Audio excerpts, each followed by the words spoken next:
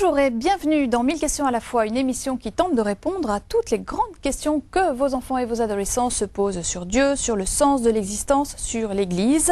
Aujourd'hui, nous allons affronter une question qui concerne toute l'humanité depuis qu'elle existe. Pourquoi on meurt? Comme la question des origines de la vie, celle de la mort s'impose très tôt dans la tête des enfants, en dehors de tout contexte de deuil immédiat.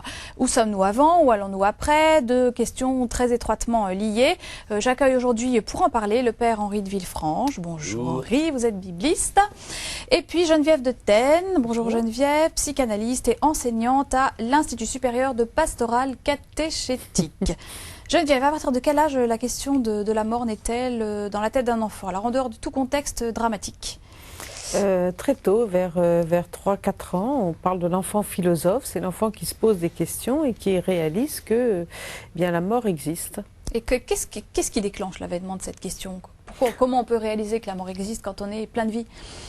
Alors, la réalisation de la réalité de la mort est quelque chose qui évolue selon l'âge. Donc, l'enfant petit, il pense que, mettons un animal qui meurt, il vit après. C'est-à-dire qu'il y a une autre vie. Il ne peut pas concevoir la réalité de la mort, ne serait-ce que par rapport à ses propres parents. Parce que c'est trop dramatique, c'est trop épouvantable, il est trop fragile. Oui. Et donc, quelque part, il a besoin de se dire que la vie continue autrement. Voilà. Et puis, petit à petit, il va prendre conscience de la réalité de la mort et puis se poser des questions sur ce qui se passe après, sur ce que devient le corps, etc., vers 6-7 ans. Mais à 3 ans, est-ce que tous les enfants expriment cette question? Tiens, la mort, pourquoi, comment? Ah oui, ils s'expriment, oui, c'est très présent. Ça fait partie des premières questions, c'est étonnant. Voilà, pourquoi je vis, pourquoi je meurs? Oui, d'où je viens. D'où je viens. D'où je viens. Tout ça la question de la naissance, des origines, et donc de la mort. Ouais. Alors, on a interrogé des enfants de 9 et de 10 ans. Pourquoi on meurt? Je vous invite à regarder et à écouter leurs réponses. C'est quoi la mort pour vous? Quand on meurt, c'est un phénomène naturel. On peut mourir de vieillesse, on peut mourir assassiné. Je sais, c'est un peu horrible. On peut mourir d'une maladie. En fait, mourir, ça fait partie de la vie. Mourir, c'est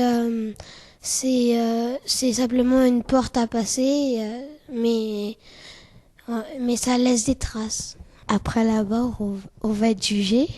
Et on va aller soit au paradis, soit à la mort. Mais je crois que tous ceux qui croient très fort en Jésus, qui prient beaucoup, qui vont à la messe tous les dimanches, seront au paradis aux côtés de Jésus.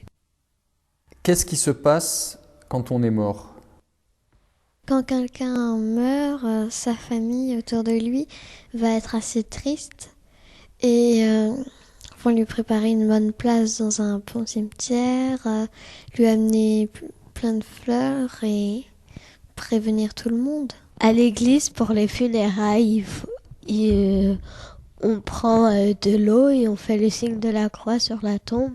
On peut consoler quelqu'un qui vient de perdre quelqu'un qu'il aimait en l'aidant à prier, en lui disant qu'il est entre de bonnes mains, qu'il est au paradis sûrement. Ce qui se passe après la mort, on le sait pas vraiment parce que c'est que ceux qui y vont qui le savent. Il y a un rapport entre la mort, le baptême et la résurrection. Le rapport, c'est que tout fait partie de la vie de Jésus.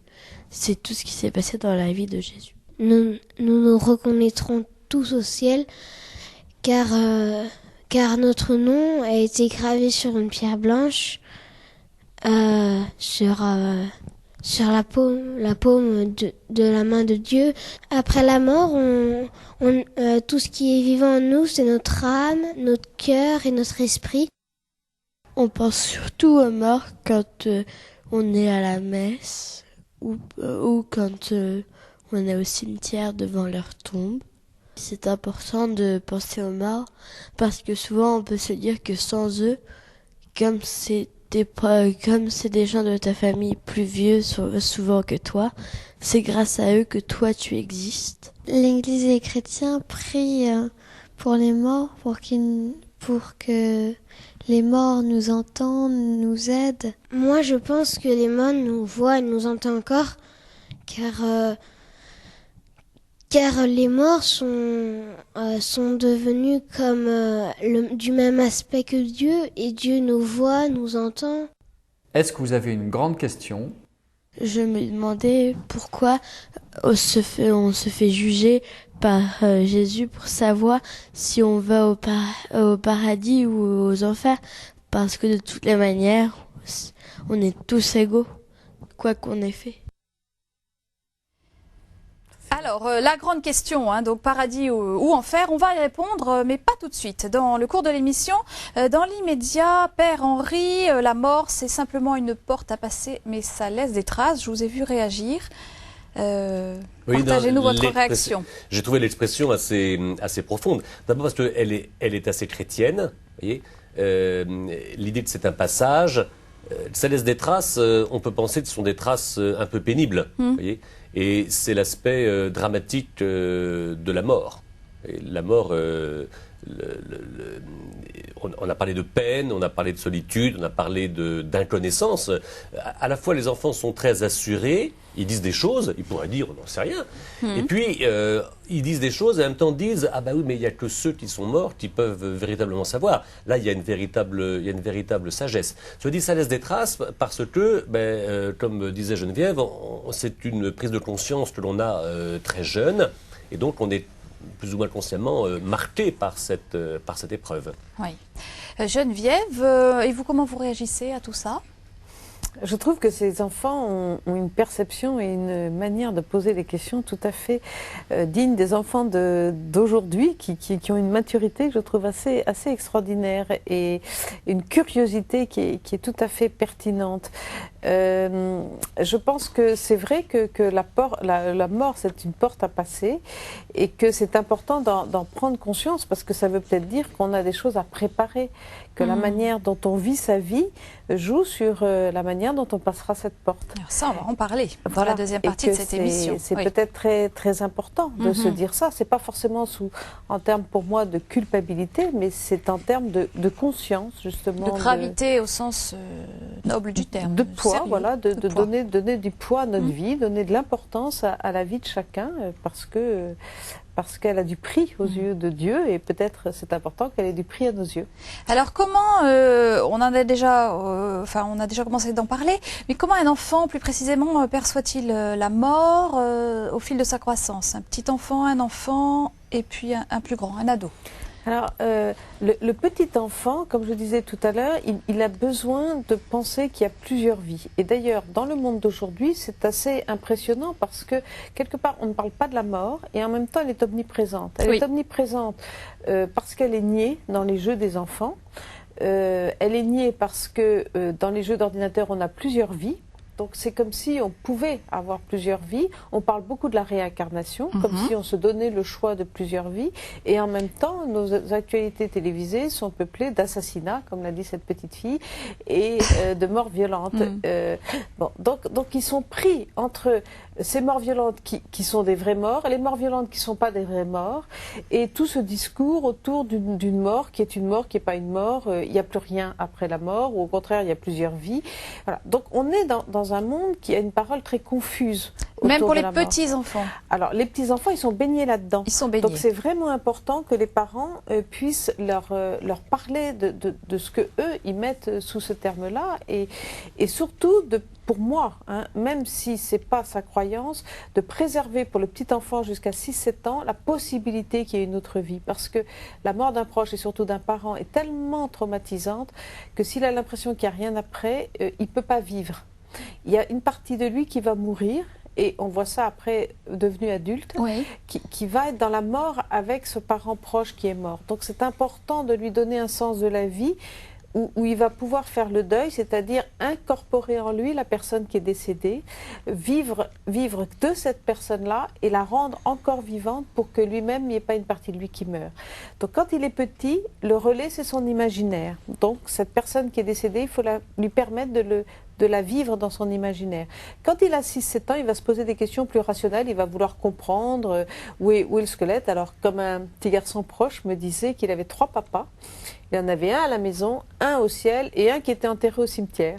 C'est-à-dire qu'il avait un beau-père qu'il appelait papa, puis son papa qui était parti au ciel, mais il y avait quand même le papa au cimetière. Ce qui rendait très jaloux mes propres enfants qui avaient un seul papa et qui trouvaient que 3 papas, c'était quand même mieux qu'un seul. C'était quand même mieux qu'un seul, voilà. oui. Donc après, petit à petit, il va se poser des vraies questions sur la réalité de la mort, sur ce qui se passe, et ça sera important de lui répondre. Et là, il va se poser la question de la foi, de la croyance, de la non-croyance par rapport à... Donc on va être dans l'âge 6-10 ans, l'âge des questions et du rationnel. Et puis à l'adolescence, il va y avoir une autre manière d'envisager la mort comme un peu un jeu, c'est-à-dire que la mort va renvoyer à la vie. Et il va y avoir tous ces jeux adolescents qui sont des risques autour de la mort. Ça va devenir un défi. Est-ce que la mort veut de moi? Est-ce que je veux mourir ou est-ce que je tiens à la vie? Et tout d'un coup, ces prises de risque vont lui faire dire bah oui, finalement, je suis pas allé jusqu'à l'accident, donc je tiens à la vie, et donc ma vie, ça sera quoi? Et pose les... Donc il y a toujours un affrontement, on voit une confrontation entre la vie et la mort. L'un répond à l'autre. Hein. La manière dont on répond à la mort enrichit ou pas notre manière de vivre. Le sens de la vie. Oui. Donc elles sont totalement en résonance. Je ne sais pas ce qu'en pense le Père Henri, mais pour moi, en tout cas, c'est très important. Avant ça, on en parlera on va approfondir ce point, donc lien entre sens de la vie et sens de la mort dans la deuxième partie de cette émission. Avant, j'aimerais qu'on réponde, enfin que vous répondiez ensemble à des questions de jeunes enfants sur la mort, hein, au-delà de celles qu'on a entendues dans le premier reportage. Alors sur le thème de la localisation, où on va quand on est mort, qu'est-ce qu'on peut répondre à un jeune enfant qui demande ça, Père Henri? Où on va, c'est là encore, on ne peut pas l'isoler complètement parce que la relation qu'on a avec la mort, c'est celle justement de la mémoire et de la présence en même temps que de l'absence. Donc la question du lieu est vraiment imaginaire parce qu'en même temps, on voit bien quel cimetière, avec l'histoire du squelette par exemple. Hein, oui, on prend conscience que le corps, que le cadavre existe bien quelque part et qu'il se... Mais il faut en prendre conscience, c'est important. Tout à fait, et qu'il se délite. Hein. Oui. Dans la providence de Dieu, tout ça prend beaucoup de temps. Hein, c'est assez sage. Hein. Non, on parlait par rapport à l'immédiateté, on va dire, de la crémation, etc., oui, où on est tout de suite cendre et poussière. Bon, le corps se décompose, mais on a le sentiment que la personne échappe, oui, est plus importante et plus grande que cela. Oui. Et la foi chrétienne exprime de manière, je crois, très saine et je crois très juste l'idée ce qu'on appelle de la communion des saints, hein, qui est une véritable communion avec les défunts. Hein. Alors là, l'imaginaire est tout à fait débridé, mais je crois que dans l'intime, là encore, l'idée de la relation avec les défunts tient lieu justement de l'endroit où ils peuvent être. Alors il y a quand même cette angoisse qui a été exprimée dans la dernière question du reportage. Pourquoi on se fait juger par Jésus pour aller au paradis ou en enfer? Enfin ça les tient les enfants là. Qu'est-ce qui va se passer? Je vais aller où après? Ça c'est le rapport à l'existence tout à fait concrète. Parce que moi je trouve pas ça tellement compliqué. Parce que alors surtout un enfant, quand il fait quelque chose, on lui dit assez rapidement si c'est bien ou si c'est mal. Oui. Donc alors plus on grandit, plus on s'aperçoit que nos actes que nous posons ont des conséquences, favorables ou défavorables, par rapport à notre entourage. Donc qu'à un moment, il y a une sorte d'addition ou de soustraction, vous voyez, en positif ou en négatif de ce qu'on a fait, je ne pense pas que ça soit quelque chose de dangereux ou de malsain.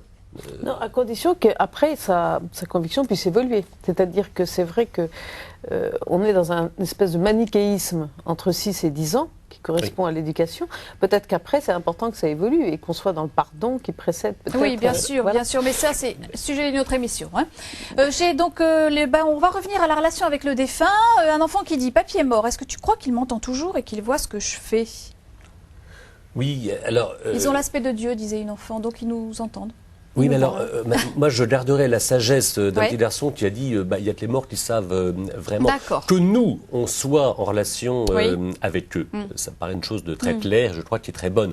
D'une part, on n'oublie pas. D'autre part, il y a toujours la médiation du Christ qui fait que lorsque les mots nous manquent, et ça vient très rapidement, la grande sagesse, mais qui est présente dans l'Évangile, que Jésus nous dit lui-même, je veux que là où je suis, il soit avec moi.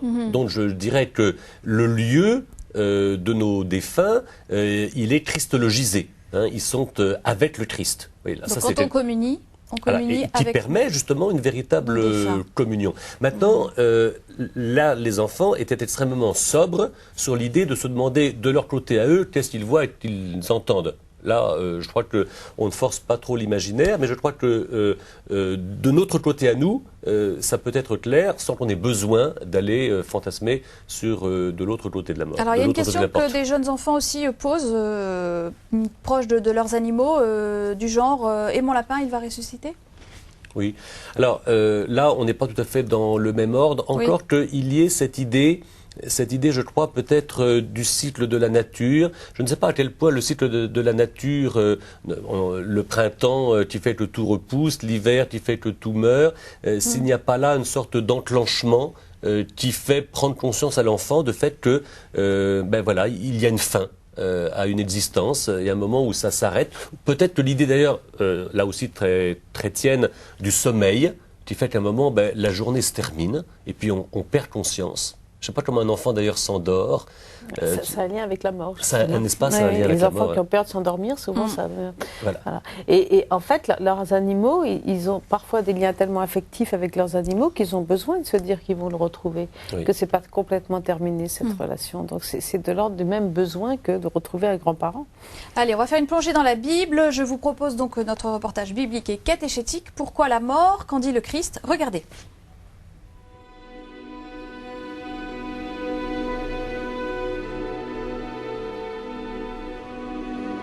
La mort est le plus grand des mystères. Pourquoi la mort? Personne ne peut répondre. Mais Jésus a promis « Je suis la résurrection et la vie. Celui qui croit en moi, même s'il meurt, vivra. » Jésus a vécu le scandale de la mort au plus profond de lui-même. Il a pleuré la mort de son ami Lazare. La veille de sa mort, Jésus a confié à ses disciples « Mon âme est triste à en mourir. Demeurez ici et veillez avec moi. » Sur la croix, il a dit à son Père des cieux, « Mon Dieu, pourquoi m'as-tu abandonné ?» Il n'a pas caché sa souffrance. Il l'a affrontée jusqu'à mourir pour l'humanité.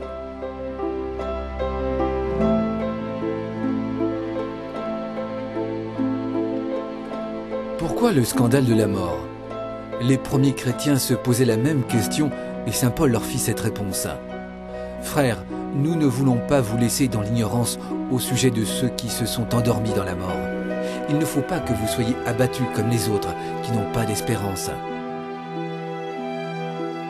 Jésus, nous le croyons, est mort et ressuscité.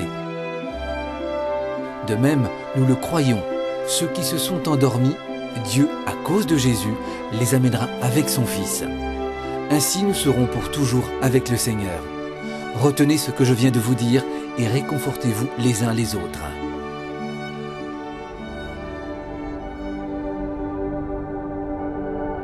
La gloire de Dieu, c'est l'homme vivant éternellement.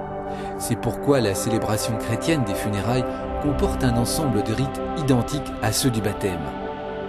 L'aspersion du corps avec de l'eau bénie rappelle les promesses de résurrection et de don de la vie éternelle, reçues le jour du baptême du défunt. Le cierge allumé est placé près du corps du défunt et signe de la présence vivante du Christ. Pendant les funérailles, le prêtre rappelle ces paroles du jour du baptême. « Quand viendra le Seigneur, tu pourras aller à sa rencontre dans le royaume, comme un enfant de lumière. » Un désir d'éternité habite tous les hommes. C'est pour cela que la mort est absurde. À la lumière de la foi, elle est un passage vers l'éternité. La vie de l'homme, c'est de voir Dieu, disait saint Irénée. À cause du péché, ce passage est douloureux. Le sens que chacun donne à sa mort est celui qu'il choisit de donner éternellement à sa vie. Aussi, pour les chrétiens, la vraie question n'est pas « Comment serons-nous vivants après la mort ?», mais plutôt « Comment vaincre les ténèbres de la mort de sa propre vie par la charité et le don de soi ?»